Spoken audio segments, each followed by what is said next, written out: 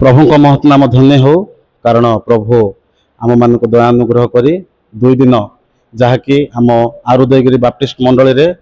उद्योग समिति सम्मेलन माध्यम 2 दिन कार्यसभा एवं प्रतिनिधि सभा अनुष्ठित होगापी सदा प्रभु परमेश्वर सुंदर सुजोग प्रदान कर निमंते सर्वप्रथमे परमेश्वर को विशेष धन्यवाद देवा संगे संगे आज खोला कथार अतिथि भाव में अच्छा उत्कल बाप्टिस्ट ख्रीष्टीय उद्योग समिति सम्मेलन साधारण संपादक महाशय लिमा महाशय आम मान गहन अच्छा मुखर आम पदे शुणा जहाँकि 2 दिन धरी जो कार्यसभा एवं प्रतिनिधि सभा थिला ताहा कि प्रकार थिला एवं केमती अनुभव कले एवं लोक मानकर प्रश्न एवं लोक मानकर कि प्रकार व्यवहार आउ स्थान रे देखिथिले ताहा आउ तांको मुखर आम पदे शुणा आपण माने आउ शुणा पूर्व मु विशेष धन्यवाद दिए आम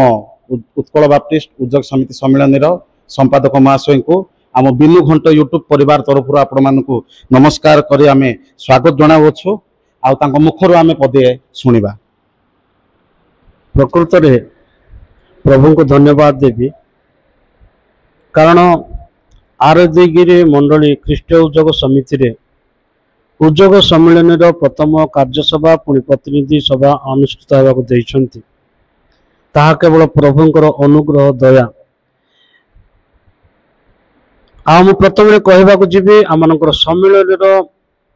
उद्योग समितिर प्रत्येक कार्य साधक सदस्य माने प्रकृत रे से माने सम्मेलन निमंते चिंतित एवं सम्मेलन उन्नति निमंते से माने लालायित कारण मु कार्यसभा माध्यम देखुली अनेक कार्य साधक सदस्य माने सम्मेलन पिला माने जेपरी उन्नत हेबे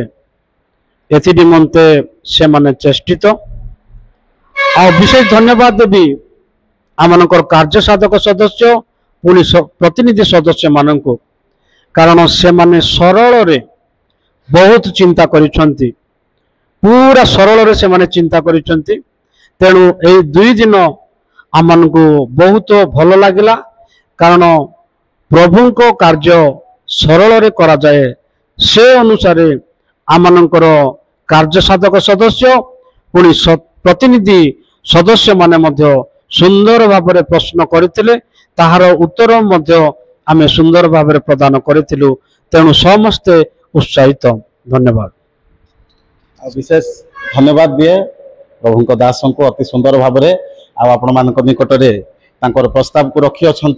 आउ एक विषय आम जानापी चाहूँ आ जहाँ जहाँ आलोचनार विषय मान एक किंबा 2 गोटी विषय से आम मान निकट रखिए जहाँकि आसंता वर्ष आम उत्कल बाप्टिस्ट उद्योग समिति सम्मेलन जो सभा रही अच्छी क्यों स्थान हेबो केबे हेबो आ से डेट मध्य आ संपादक महाशय प्रकाश करेंगे आम प्रत्येक शुणा। प्रकृत रे उद्योग समिति सम्मेलन 70तम वार्षिक सभा नुआगढ़ मंडली ख्रीष्टीय उद्योग समिति रे 2026 फेब्रुआरी मासर 8, 9 और 10 तारीख हेब पुणी आम बहुत भाग्यवान भी सेटारे सम्मेलन तरफ प्रभु को मनोनीत दास परीक्षा महाशय वक्ता भाव थे ताहा आमनकर गौरवर विषय। धन्यवाद धन्यवाद दिए आ प्रभु दास को अति सुंदर भाव में कही अच्छा से निमंते आम विशेष धन्यवाद दौचु आ समस्त दर्शक मान नमस्कार।